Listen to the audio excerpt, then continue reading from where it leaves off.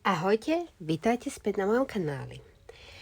Dnes som si pripravila pre vás výklad na tému, či na vás myslí ten, na koho myslíte vy.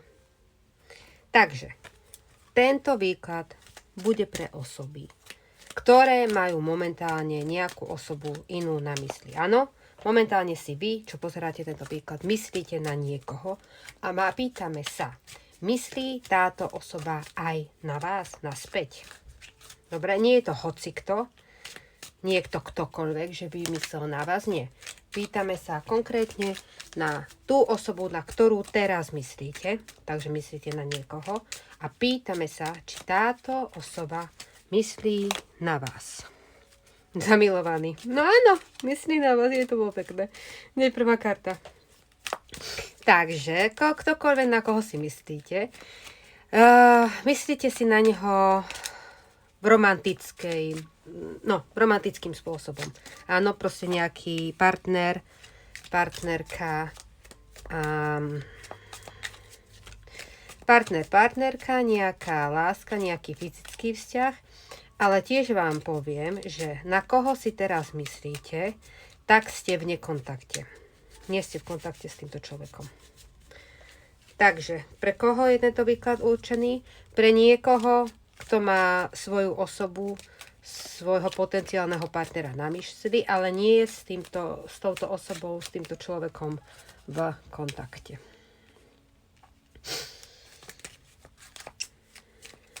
Štvorka mincí.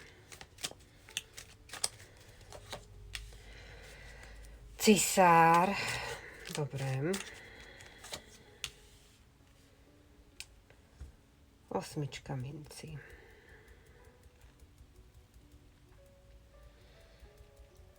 OK. Dobre. Takže.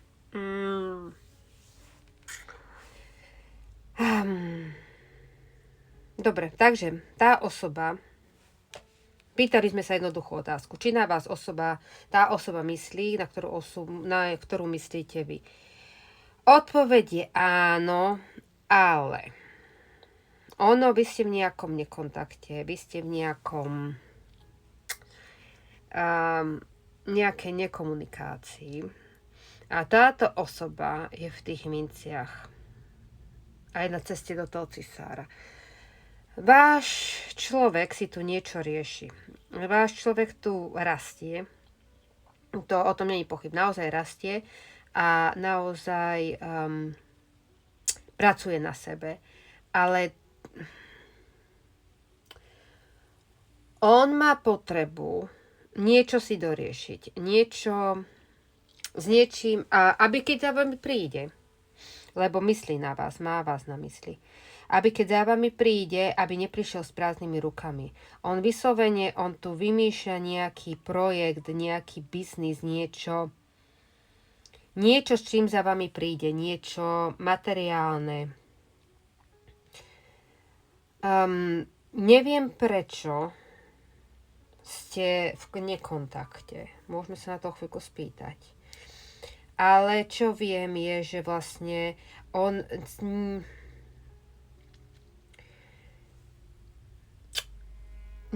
necíti sa byť hodný vás, ako keby... Nie, že necíti sa byť hodný. On sa cíti byť hodný, ale ešte niečo mu do toho chýba. On má nejaký pocit, že ak by prišiel teraz za vami nejakým spôsobom, takže ho odmietnete, lebo vám nemá čo ponúknuť. A vlastne on si rieši nejaký ten biznis, niečo vymýšľa, niečo tvorí vo finančnej oblasti, v podnikaní alebo v nejakom zabezpečení rodiny, ale skôr tou rodinou myslí vás, ako aby do budúcna ste boli zabezpečení a nemuseli ste mať starosť o niečo, o financie. Dobre, poďme si to dovyložiť. Takto, môžeme sa spýtať, že prečo je v tom nekontakte. Áno, ja mám z toho dojem že nie je dosť dobrý. No nie je to úplne presne tá emócia, ale nevieme pomedzovať, ako by som ju, že nie je dosť dobrý. nie je ten správny čas. Ako keby nebol ten správny čas. Lebo keby prišiel v tomto čase za vami s tým, čo má teraz, tak to nie je dosť dobré. No neviem, ako by som to... Je to stále čas. Je to kolektívne, tak to bude mix nejakých emócií. On s vami chce svadbu. Toto je osoba, ktorá keď za vami príde, tak to bude myslieť už vážne. Bude to myslieť ako, že vážny partnerský vzťah. Tu vidíme svadbu, spojenie, taká naozaj únia, reúnia. Ako keď sa znovu dáte dokopy takéto, že sa spojíte do tej silnej dvojice, do tej cisárovnej s cisárom. Neviem, ako to mám povedať. No, veľkňažky s cisárom. On vlastne sa snaží zabezpečiť niečo finančne, aby... Ako kedysi bývalo, že... nie, že dievča muselo mať veno, ale keď prišiel ten nápadník žiadať o ruku tej ženy, tak musel mať nejaký majetok, musel mať niečo. Musel ísť najprv niekde do sveta, získať nejaký majetok, nejaké peniaze a potom sa vrátil do tej svojej dediny a vlastne prišiel s niečím, nie s prázdnymi rukami a ponúkol to tej žene. A toto je presne to isté, takéto staré zmýšľanie. Nechcem povedať, že váš partner, na ktorého si myslíte, je niekto starý, ale minimálne je tak vychovaný takým tým starým tradičným spôsobom, že vlastne on to vidí tak, že takto má byť a že muž má byť ten, čo zabezpečí tú rodinu a on má tú povinnosť vlastne prísť tými plnými rukami, keď vás príde požiadať o ruku, ale celkovo, keď za vami príde. Taký ten tradičný človek. Takže si myslím, že je to muž. Kto príde za vami, je muž. Lebo ženy nemajú takéto zmýšľanie. Aspoň teda, nemyslím si, že by mali také zmýšľanie, že musia prísť s plnými rukami. Takže vy ste ženy a ten, kto za vami príde, je muž. Tak. A on vás vidí ako tú veľkňažku. On vás vidí ako intuitívnu, múdru, uzemnenú osobu, ktorá vie, čo chce od života. Vy možno aj robíte niečo, no takto, ste na výklade kariet, takže isto ste nejakým spôsobom spirituálne založené. Ale možno je to aj niečo viac, čo robíte. Možno máte nejakú silnú intuíciu, alebo znamenia, alebo máte silnú manifestáciu, alebo on vás vidí nejakým spôsobom takú zázračnú, tajomnú a vedomú, múdru,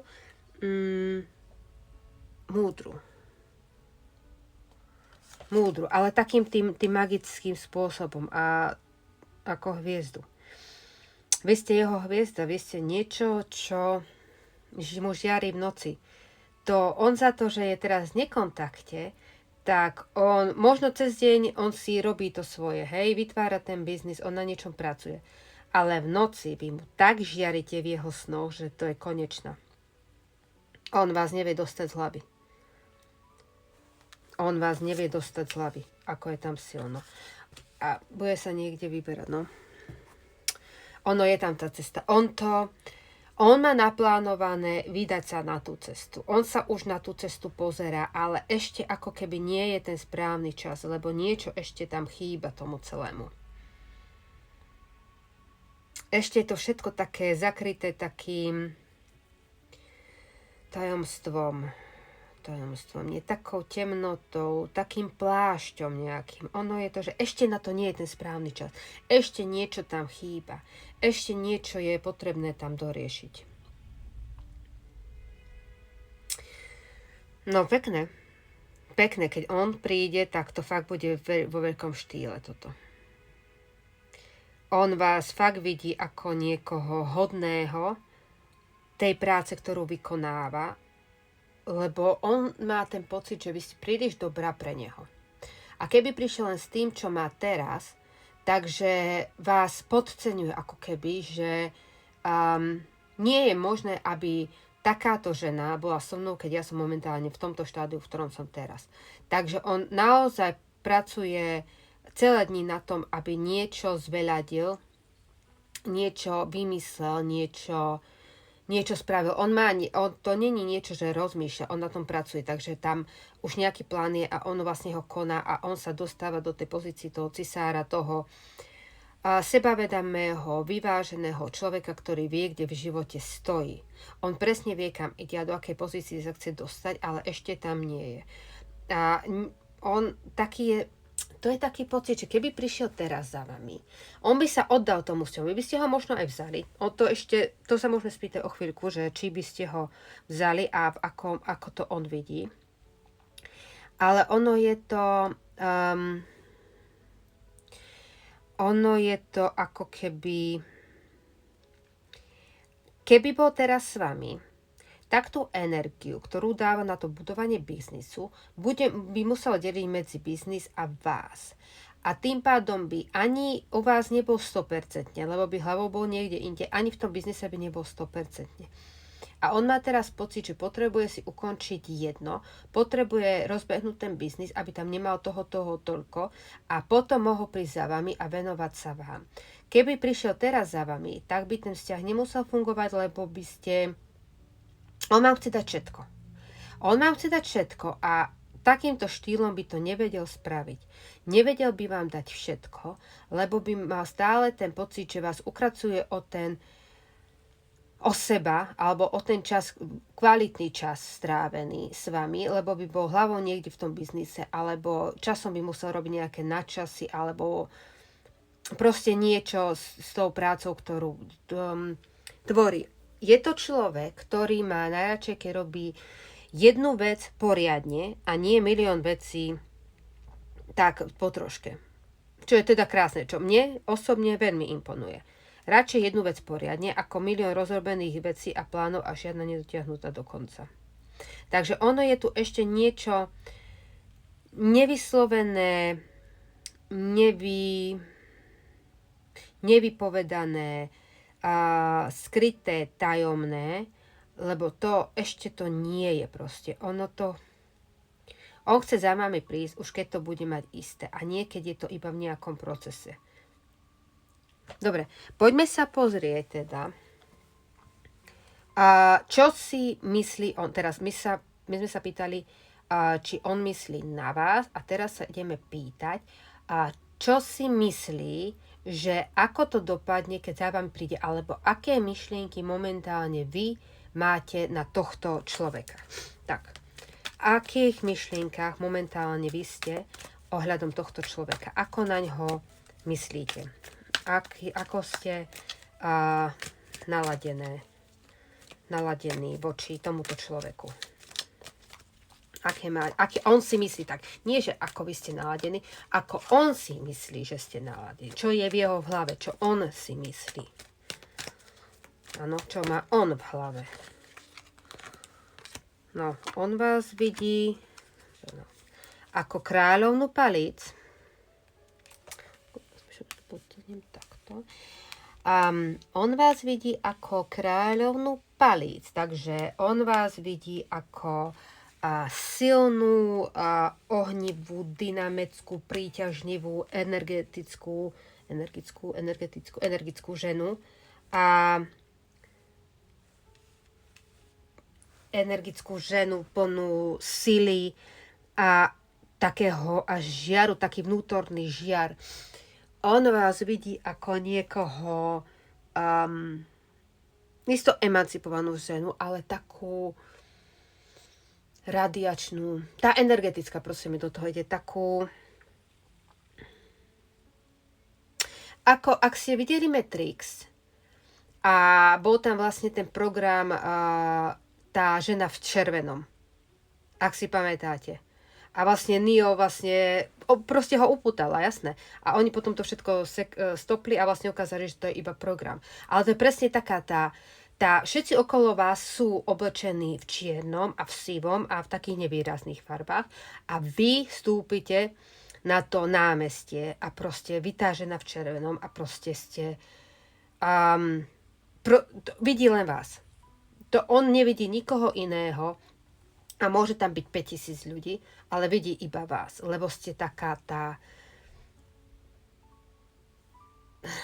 silná, ohnivá, energická bytosť, ktorá priťahuje, ty si ako slnko, ktoré priťahuje gravitáciou proste jeho k sebe. Tak, slnko, presne, vy ste slnko. Vy ste jeho slnko. Ale on zvláda trochu zle to vaše ticho. A to ticho zvláda zle, pretože to ticho ste začali vy. Vy ste to sekli medzi vami, tú komunikáciu. Vy ste ju ukončili. Vy ste ukončili tú komunikáciu medzi vami. Zrejme, čo je veľa, to je moc. Už tam bolo, že? Niečo spravil, alebo začal sa on odmlčovať, alebo niečo proste tam bolo a vy ste sa rozhodli, že nebudete aby ste mu dovolili šľapať po sebe, nebyť tou rohoškou a nebyť tou rohoškou a vlastne vy ste ukončili tú komunikáciu medzi vami. A on vlastne teraz zvláda ako keby zle a ťažko to ticho, lebo nevie, na čo tam je. Na čom tam je. Nevie, necíti. No nevie. On akože nevie. To je to, že on nevie. Presne tak, že je taký neistý tým, že ako vy momentálne vnímate jeho. Sú tam nejaké pochyby. Nie je to nič extrémne. Áno. Lebo tu máme ďalšiu kartu blázna, diabla a kráľa pohárov. Takže on vlastne s tým kráľom pohárov on nejakým spôsobom vie, že keď príde za vami a ponúkne vám tie emócie, tak ich beriete. Takže to není také, že on by si myslel, že ho odmietnete, ale taká ako to, že vy ste si nastavili tie hranice. Za jednomu impanuje a za druhého straší, lebo nevie presne, čo v tom tichu momentálne sa u vás deje. On je tam taký stratený, lebo nevie. Prečo ste v tichu, s kým ste, či niekoho nemáte medzi tým. Je to také strašne, nie strašne, ale je to trochu také neisté. Ale verí tomu, že keď príde za vami, nie že keby, ale keď príde za vami s tými emóciami, s tým srdcom na dlani, že vy ho príjmete. Že mu otvoríte dvere a otvoríte mu srdce. Takže nebojí sa, že by ste ho odmietli, len je to taká trochu neistota momentálne v tom tichu, čo sa nachádza. Tiež vás vidí ako nezávislú osobu, ktorá sa nebojí skočiť do neznáma, nebojí sa ničoho, by som povedala. Vy ste proste energická osoba, nebojíte sa nových vecí a konfrontácii nejaké vôbec. Vy proste idete do všetkého, poviem po hlave, ale tým dobrým spôsobom, že ak mám nejaký problém, radšej ho vyrieším dnes, ako mám teraz na ňom týždeň rozmýšľať, aj tak ho budem musieť vyriešiť. Vy máte taký iný spôsob myslenia, taký jednoduchý, ale nie v zlom spôsobe, v slova zmysle.